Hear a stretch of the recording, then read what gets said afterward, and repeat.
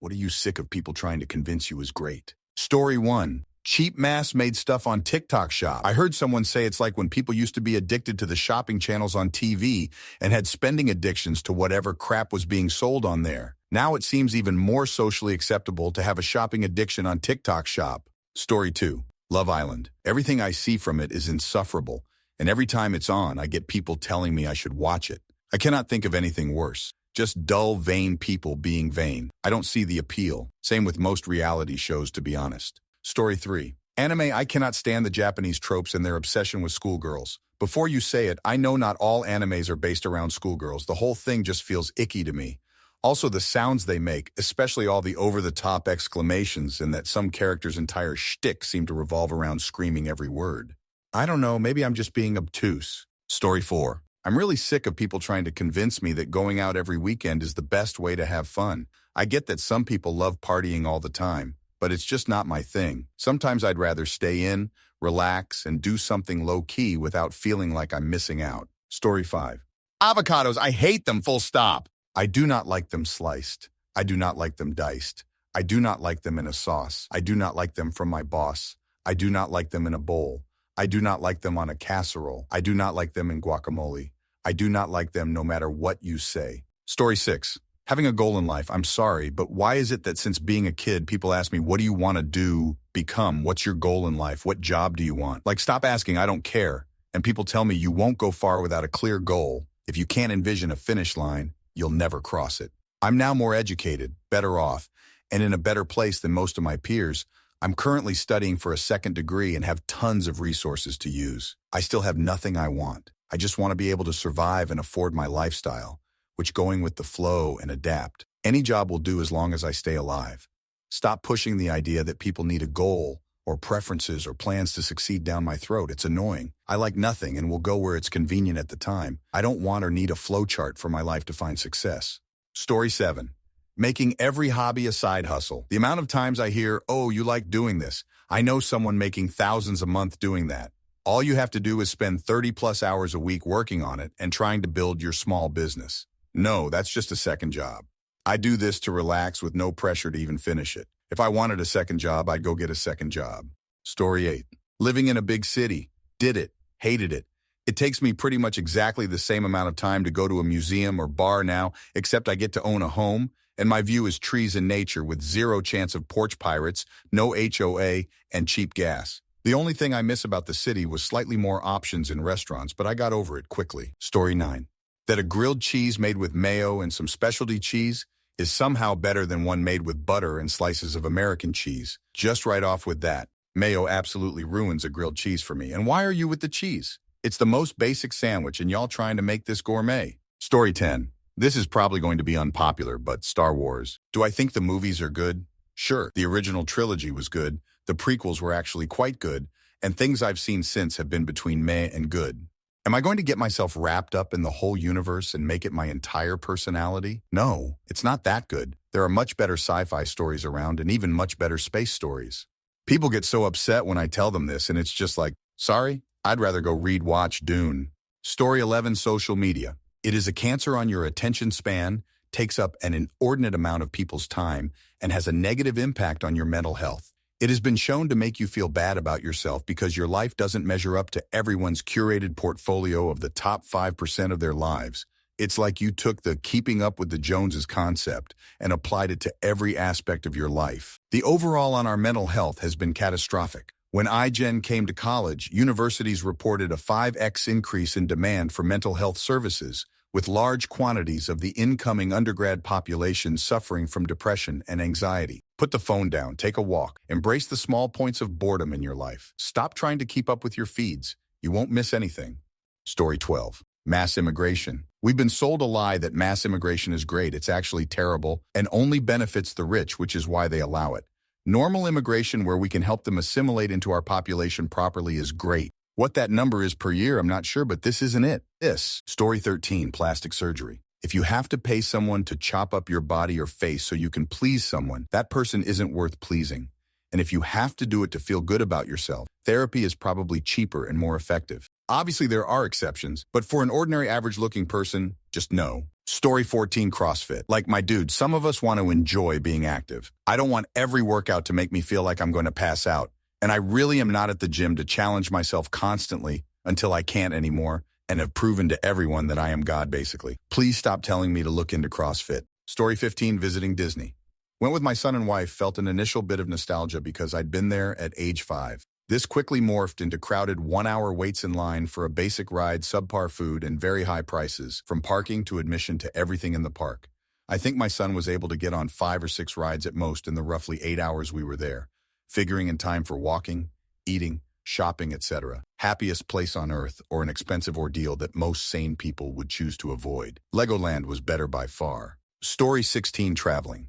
I spent 26 hours on planes one time, no desire to do it again. Usually it's some broke college student that just wants to see the world and find myself on some pseudo-spiritual journey to tourist traps for Instagram photos. Like, really, Madison, did you really go from working part-time at Hardee's to traveling through Norway and not expect us to assume your parents funded this whole early 20s crisis? Story 17.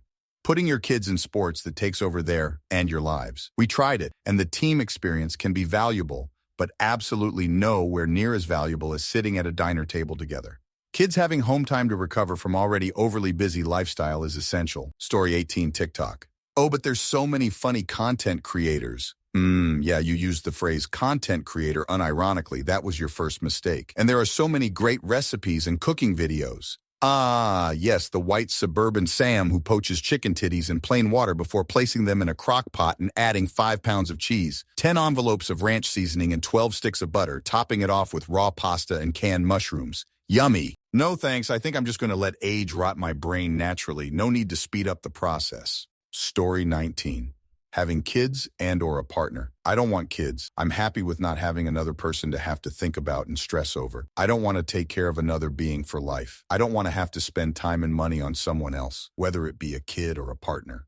I just want to live alone with my cat, have work that maybe I don't find completely dreadful, and collect Marvel stuff/comics/play games. Story 20, yoga meditation. I'm sure it's great for some, but I'm so sick of it being presented as a fix-all for everything. I had a doctor told me to meditate to fix my problems.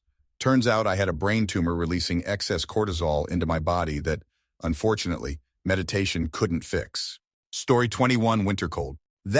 I'll take my 40-degree days 365 days of the year. People always say they love winter, and then when winter comes, they're rolled up in blankets like a human burrito next to a heater fireplace, watching shows all day. Well, if you like it so much, go the outside and enjoy the freezing weather, US. Meanwhile, when summer comes, you can go hiking, go to the beach, go backpacking, camping, and so in. Unlike winter, summer is actually a functional season. Story 22. It'll sound bad, but here goes. All the sacrifices for a healthy lifestyle. Cut out all sugar. Let me at least eat a donut once in a while. Exercise every day or every other day. Gyms are expensive and it's too hot outside. Plus, I'm already tired after work and just want to do my hobbies. Story 23, sushi and sashimi. It's all a bundle of overwhelmingly bland and cheap ingredients served in tiny portions and sold at a huge markup. The food tastes so unremarkable that you have to add soy sauce, ginger, wasabi, etc. to make it taste of anything. The number of times a workmate or date has said, "Next time we have to try the sushi at Venue X, it is so good." And each time I've ended up going and keeping one eye on the bill while thinking, yeah, you can really taste the cucumber and the boiled rice. Story 24, living in a house with no pet large spiders. Large pet spiders eat other smaller spiders, flies, and possible cockroaches. Most pets don't even work to live with their owner, yet these poor guys are vilified for pest control services in return for boarding in a corner of my house. Story 25, Costco. I am one person who lives alone. I don't buy in bulk. I lived in Europe for the last 15 years before moving back to the US. I don't need an 8-pound jar of mayonnaise or a 5-pound bag of potato chips. I am used to smaller spaces and shopping more often. I don't mind it. I understand that these things are cheaper by the unit price. I see the value for a family. I just don't need it myself. I don't enjoy the warehouse environment. It makes me anxious. I don't want to purchase random pieces of clothing or jewelry or have someone shove samples at me. I just find the whole experience to be really off-putting. Yet people are always trying to convince me how wonderful it is. Story 26, Costco. People around here are obsessed, so I finally went and hated it. The prices weren't that great, especially when you factor in the membership cost. There were no products that I couldn't live without, and the whole warehouse feel was just not for me. Story 27, quality of TV and movies. After the writer's strike, I see even more of a difference on average for the small amount of good quality shows and movies compared to the abysmal ones. Sorry I have higher standards, I guess, but no, I will not be watching Venom 3 or Agatha all along based on what is clearly low-effort content. Story 28, anime. I've watched, and I don't have a problem with people who do watch it. It's just not my style. I tried it, and I didn't like it. Whenever anime comes up pretty often, they're always trying to tell me, oh, you just didn't get to the good part yet. Or you probably just watched the wrong anime. Like, I don't have any problem with you watching it, but I'm not interested. Story 29, sports. It means nothing to me at all. I don't care. Years ago, I saw a comedy short that took place in an office. A guy walks up to another guy's cubicle and asks the one sitting there if he saw the new Marvel movie. The sitting guy says no, but is engaged in listening about the film and the enthusiasm the comic book dude has. Another guy walks up, hears the conversation, and makes some condescending comment to belittle the Marvel fan, and so the comic book guy leaves. This new man then tells the sitting guy how it is to be so into comics as an adult man, and goes on to gush about a football game and how great it was. The man sitting there says, so you think that guy, points off camera to the one who walked away embarrassed, who's into comics is goofy, but you, who sits on the couch for hours drinking beer, eating chips, and getting fat are cool? How is it any different? You aren't playing, you're watching. A story 30. My husband has fairly recently gotten into running and keeps telling me how great it is and I should try it. Some people can get pleasure out of that kind of exercise, but I am not one of them. If I'm being real, I don't find any exercise fun and never have. My curse to bear or avoid entirely TBH. Story 31, polyamory. Every poly person I've ever met holds at best thinly veiled judgment of my not being poly. They've all decided that any mono relationship I have is doomed to failure, and openly tell me that I'll be way happier as soon as I stop limiting myself to the patriarchy, break away from cis-hetero social norms, start being honest with myself. WTF, whatever they're saying this week. I can't discuss relationship problems with my poly friends. Without fail, it takes all of 2 minutes for the conversation how I should open the relationship. They're not even trying to date me. It's just the fact that there are non-poly people in their circle. If I ever decided to try it, I wouldn't want to tell them because they would be insufferable. Story 32. Watching sports on TV, especially football, so long, so boring, so many breaks, such a waste of time, usually on gorgeous fall days. Also, that sport is fundamentally broken from a rules perspective. One exception might be live sports, and hockey is a pretty good example. Shorter, more action-packed during the winter at nights when it's dark and colder. Story 33. Not to be an edgelord, but life. Everyone's always it gets better, but it just doesn't for me. I just keep getting older. Soon my parents will die. What's there to look forward to? Working forever? Or probably homeless, since I only get contract jobs and don't have a partner to split the costs of living. I don't even want to get married or anything. I got friends, but they live far away from me, seemingly getting together with each other. I did the whole travel thing only to meet people who screwed me over. Sure, it might get better for some, but living a long life into old age isn't for everyone. Story 34. Having children. It's always the parents who seem the most miserable who try to convince me that raising children is the most beautiful, amazing, rewarding, fulfilling thing in the whole world. I'm sorry, but the rewards of raising a child aren't worth it to me. I'll stick with my quiet, clean house, my financial stability, my freedom, and sleep as much as I want, whenever I want. And no, I won't regret my decision, thanks. I'm very happy being the fun auntie. Story 35, subscriptions for everything. I'm not sure why companies have started thinking it's a great idea, but it's got to be the worst practice to take off. The best example I've got is a sleep tracker app that I paid for a few years ago. That is now pushing me to subscribe monthly for the features I already have access to. Story 36, beer. I'm 40 now before anyone says my palate needs to mature or something like that. I'm a 40-year-old dude. I'm not a big drinker. Sometimes I'll go years without drinking, but I have drank, gotten drunk. I've experienced everything there is to experience with alcohol. So this really just comes down to taste. I just think beer sucks. I used to think it was gross. Like people would make me try different beers just to see my face scrunch up in disgust. Now my wife will ask me to try a beer to see if she can finally change my mind.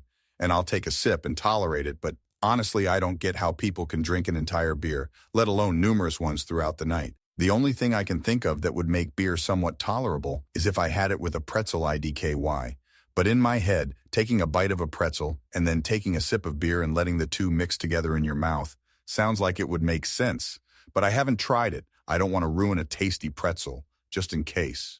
Story 37. Working. There's no amount of bull you can throw my way that'll ever convince me that humans are supposed to function like this. I work and I do good work, but only because I want to stay alive, healthy. The hoop jumping, bureaucracy, and anti-individual policies of all these companies should be enough proof that working has a different meaning today. A person can show up to a place, do the job perfect, and get in trouble because he doesn't want to play the company team games. Give me the money that I just earned and go home. Story 38 Souls likes. Don't really care about the challenge in single-player PvE games versus AI-controlled enemies. If I want something hard, I'll play PvP versus human opponents. The challenge is all artificial anyway. The enemies kill me in 2 hits, but I need to hit them 50 times? Oh, fun. All I need to do is memorize a moveset and look for a telegraph.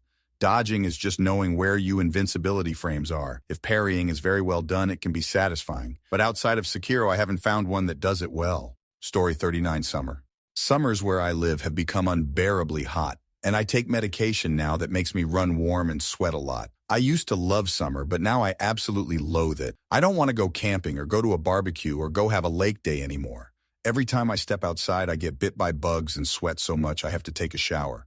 I want to stay inside and read and do VR exercises until October. Story 40, Science-Based Lifting. The best results, and most the science seems to point towards, just lifting intensely gets results. You don't need to worry about being X amount of reps in reserve or whatever, and making sure you got the exact right weight down to the pound for every single set. If something is too easy, increase the weight, too hard or too tired, decrease the weight, push and go intense AF, getting at least near failure and you will be fine, assuming you're getting rest and eating enough to build muscle and everything. Story 41. All the resurgence of movies and TV stemming from nerd culture. I am a nerd. I love the old Star Wars movies and other weird sci-fi/thrillers/etc. But come on. The MCU and Disney's Star Wars stuff and the DC stuff, it's built by mega corporations in boardrooms for mass appeal. It's not for nerds any more than HGTV. Sometimes it's enjoyable to watch, but it's nothing like the earlier things it claims to be revisiting. Story 42 Avocados. I tell people they taste like negative flavor to me and everyone loses their damn minds. You just haven't had good avocados. I'll get you some good ones and you'll see. Nope, still tastes like negative flavor. Like imagine you seasoned something perfectly, and then someone added something to it to make it the blandest thing you've ever tasted. All texture, no taste. That's what I experience eating avocados. Apparently billions of people in the world, and I'm the only ER that feels this way about avocados though. Story 43 iPhones. They are just not that great, but people are such followers and think they have to have the same thing their friend has, even when it's inferior, has less custom ability, and more expensive, not to mention shatters if you drop it once, or the built-in obsolescence after 2 years so you have to buy a new one, or get used to having next to no battery life. I'll never understand this cult-like loyalty. Story 44. The Lord of the Rings trilogy. Look, I know lots of people love it. That doesn't take away from the fact that I can barely make it 150 pages into the first book without falling asleep. Those first 150 or so pages are boring. I've tried, people, but now I'm done. I've also heard it picks up soon after that, and I'll take your word for it, but I can't stay awake long enough to keep going. I'll take the loss.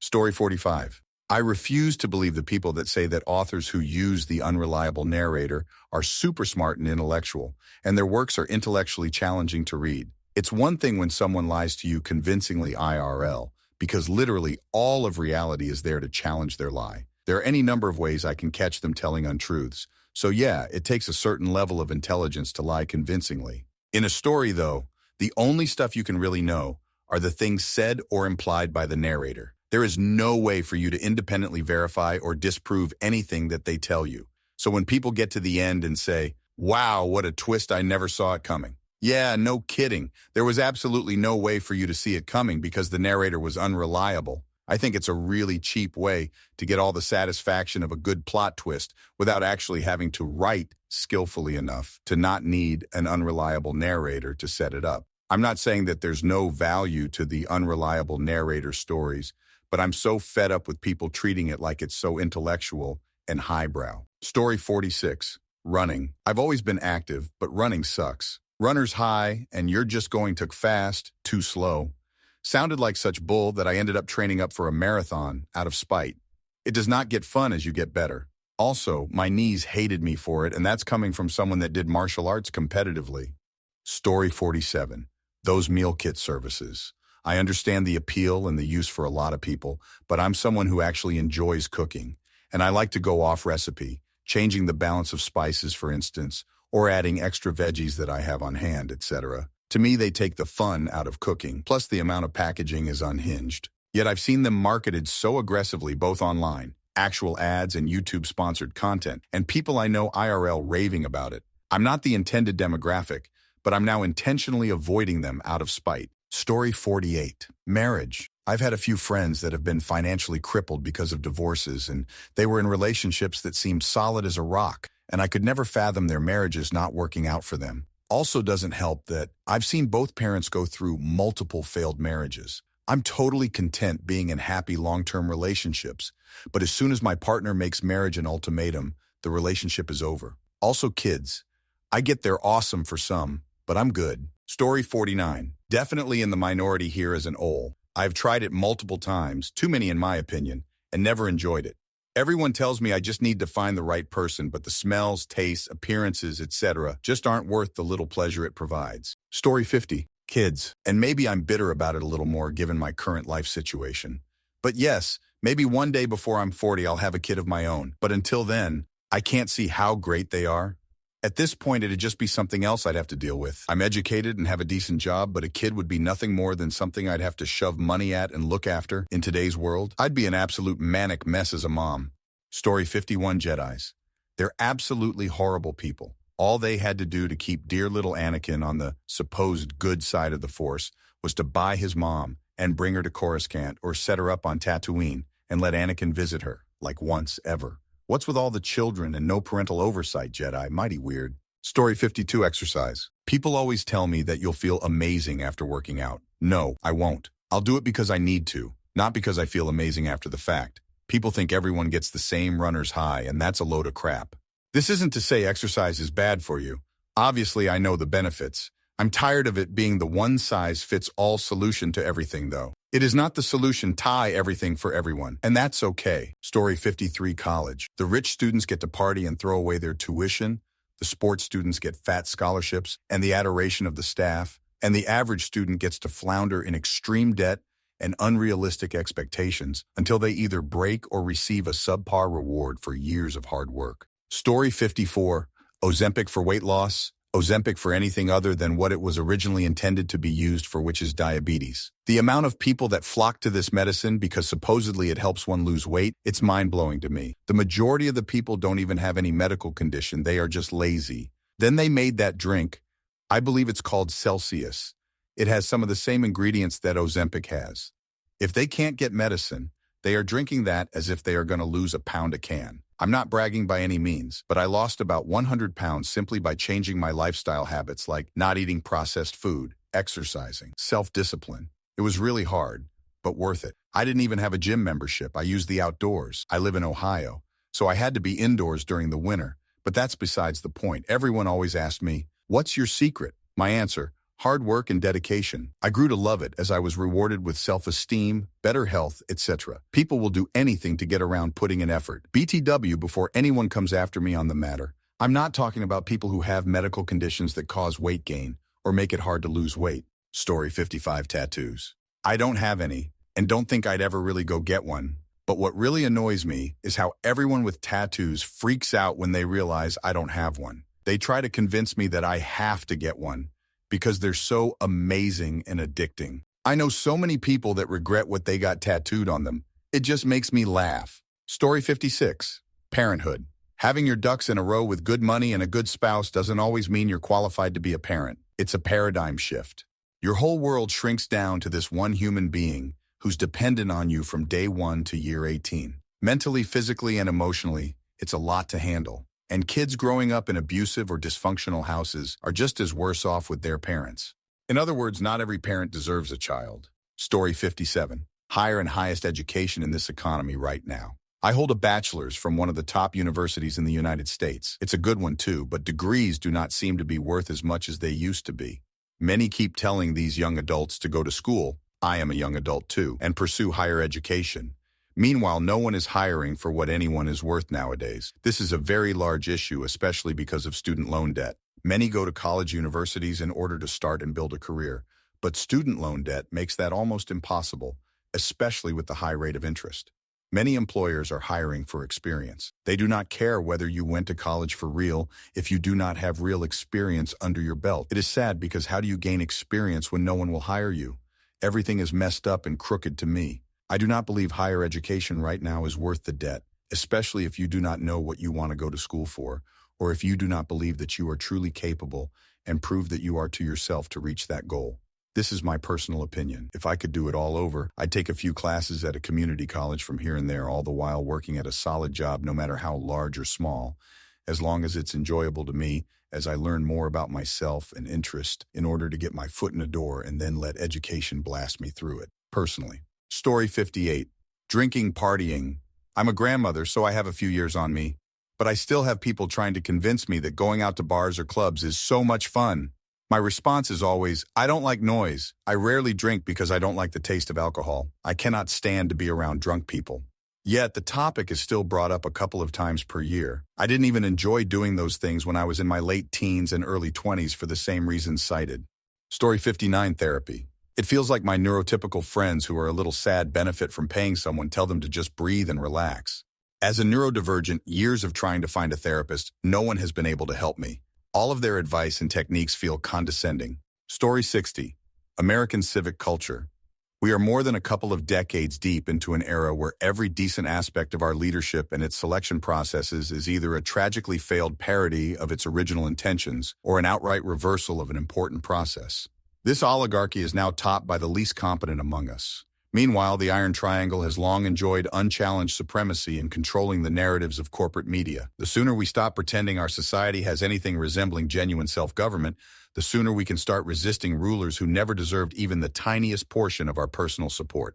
Story 61. Whatever the latest and greatest new TV series is, we don't have a television in our household and we are quite happy with it. If there is something any of us really wants to watch, then we'll watch it on a laptop or whatever.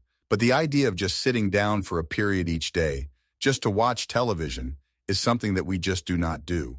When Squid Game came out, I had a lot of acquaintances imploring me to watch it.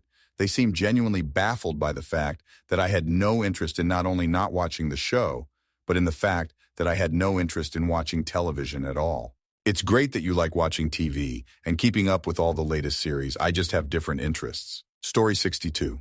That owning and driving a car =, convenience and freedom of travel. For me, it's the opposite. Having a car required me to pay for gas, maintenance, insurance, tolls, tickets, fighting for parking spots, risks of auto accidents, being stuck in soul-killing traffic on my commute, etc. People argue it's more convenient than mass transit, as you can go anywhere at any time, but to me, the car is a burden in that you'll find yourself against traffic lights, congested roads, delays from construction or accidents, and so on. And on top of that, you still need to find parking at your destination, hoping you won't get towed or have your car damaged in a drive-by.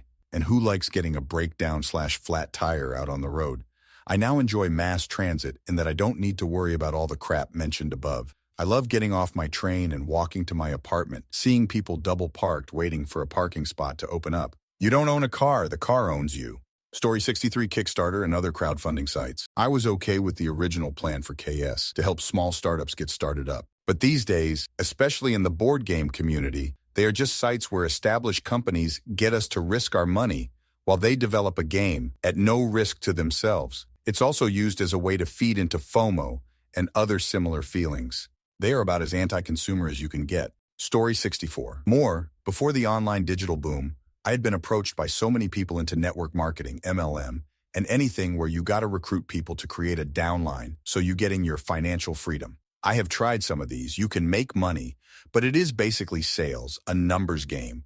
As long as you have more people getting in than getting out, you can make it, but you're at it full time. There is no business where they say you can work at it for a couple hours a day and become a millionaire. Anything worth striving for takes full-time commitment. Story 65. Electric cars. Stop telling me they are better for the environment when we have ample evidence that it isn't. And stop telling me they are better when my Volkswagen, which is 8 years old at this point, beats them in distance on a single tank of low-grade gasoline. I swear it is how many people have bought into the hype of these things, especially the Teslas. Also, car companies have spent millions, if not billions, on electric cars, and it isn't paying off. Give it a few more years and we may see the pendulum swing back to the combustion engine.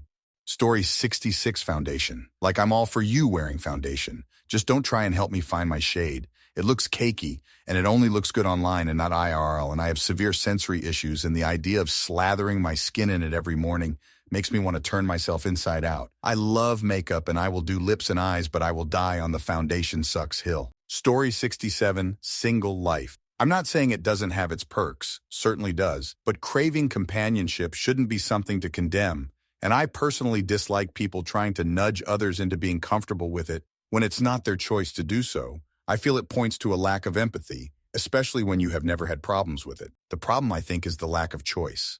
Another thing that I profoundly dislike is that life is almost entirely random and you can do everything perfectly and get nothing to show for it, while others just breeze through life without seemingly any effort, which I admit is cool if you are on the second group, but is hateful if you're part of the first. Life wouldn't be interesting if everything was predictable, means nothing. When interesting means things get occasionally inconvenient for you while they go catastrophically bad for others. Miss me with that. I'd much rather have things be more boring than knowing we are subject to the whims of the universe, God, or chaos. And I feel most people in my situation would. You just can't have things that matter the most to you depend almost entirely on a random chance. It's no way to live. Story 68. Drinking, never liked it, never saw the appeal. And then seeing some of the states people get into, then need to spend the whole next day feeling awful and with no money in their wallet left as it all got spent on booze, then only to find out you did something embarrassing that you don't even remember as the whole night is a blur. My family are always like, yeah, but it's fun at the time and a laugh. But then they hardly remember the night itself. I'll pass. Story 69, Disney. I've been twice. It was okay. There are many other things I'd rather do with my time and money. I think it's crowded, expensive, and really overrated. No one will convince me otherwise. If you want to go, great. Have fun. I will not be sad if I never step foot there again. Story 70. New Year's Eve. The whole holiday seems designed for amateur drinkers, mostly people who don't know how to hold their liquor going out to hang out with other people who don't know when it's time to stop drinking. My mom always taught us that nothing good happens after midnight. From my experience, this is pretty much true, especially on New Year's Eve. Story 71. Having children. I see how you really feel when you're out at a restaurant and your children are irritating you and everyone around you. I hear how much you talk about your home being destroyed on a daily basis because your children run around and have no regard for anything. I see the dark circles around your eyes because your children keep you up all night. I see the weight gain, the gray hairs, the bald spots you try to hide. You go ahead and have your kids, but stop lying to me when you say, it's not that bad. Story 72. Insurance. Car or health. Any kind of insurance. Everyone says, well, you'd rather have it and not need it than not have it and regret it. But why? I pay thousands for something that I'm punished for using.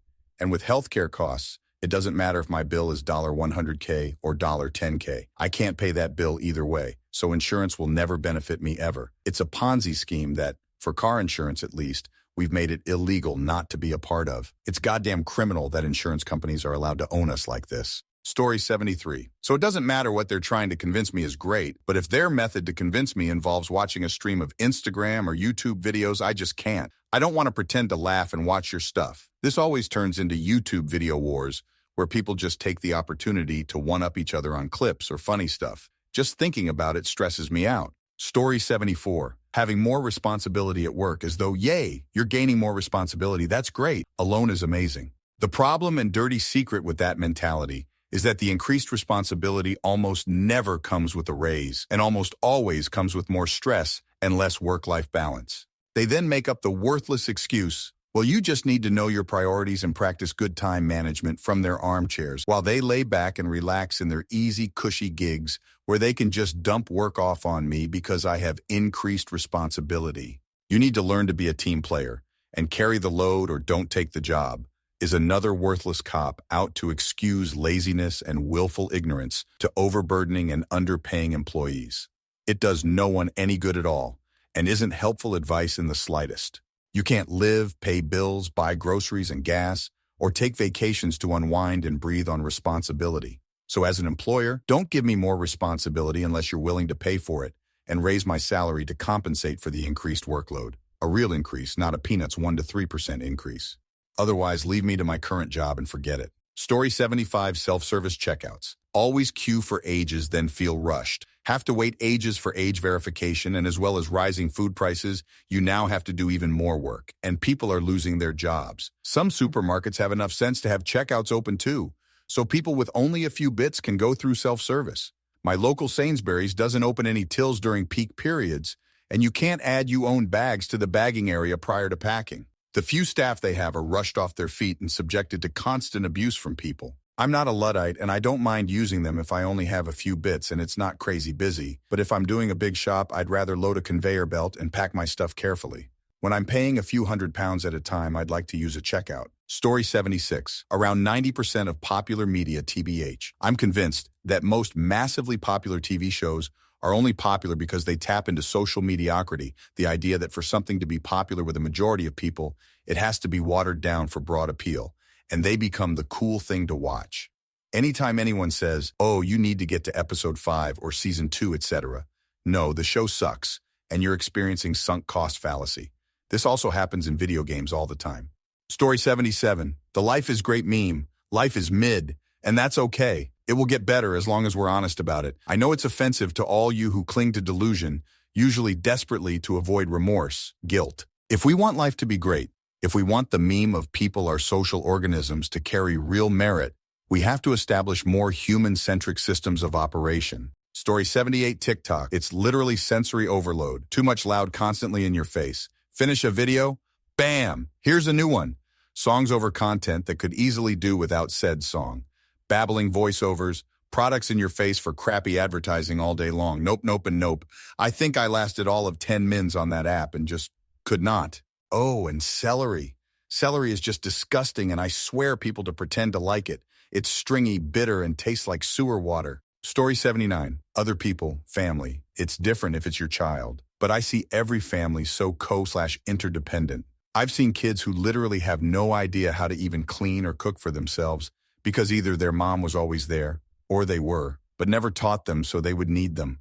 People who jump at other people's throats for saying anything negative about their family, even though it's true, just because they're related, or the idea of blind loyalty, even if they do something terrible, even to each other because, why, you have the same genes. If you were strangers, you wouldn't take that from someone. I can't believe the lack of skills most people have because their parents barely gave them anything, and they still feel they owe them. They don't. Story 80. Any TV show. People who try to get me to watch the same stuff they do always push way too hard and actively make me want to avoid the media they are suggesting. To be clear, I do watch TV shows, but I have found that some people are way too pushy with their suggestions. If you're going to ask me every day if I've checked out that show yet, I'm going to put it in a do not interact box and avoid talking to you about it. Story 81. Peanut butter. I grew up around peanut fields. People down south boiled peanuts, put peanuts in chili, had ooey gooey peanut butter sandwiches at school, always ate those chunky M&Ms. It's everywhere. But no matter what people say to me about how good it is, I'm still highly allergic. Story 82. I know people with multiple children who try desperately to convince me that because it's great for them, it'll be great for me too. It doesn't matter how many times I say I can't give birth safely again due to health issues, or that my husband got a vasectomy. It doesn't matter that my kid is happy and healthy with an active social life filled with cousins and friends. Their way is best, and they feel so bad for me and my daughter. Story 83. AI. A true AI is weird, never works right, and steals things from people in order to work at all. And the art it creates is just always creepy. Just stop. It might have some applications in things like healthcare and science for researchers, but as a useful tool for people, it's a joke that won't ever be a reality for the most part. Then there's things companies keep branding as AI, but turns out it's either the same decades-old algorithms they're still using and now just calling AI, or it's some low-paid worker in another part of the world that's looking up information for you in real time. They're branding AI because it turns out it's cheaper to employ actual intelligence after all. It's embarrassing.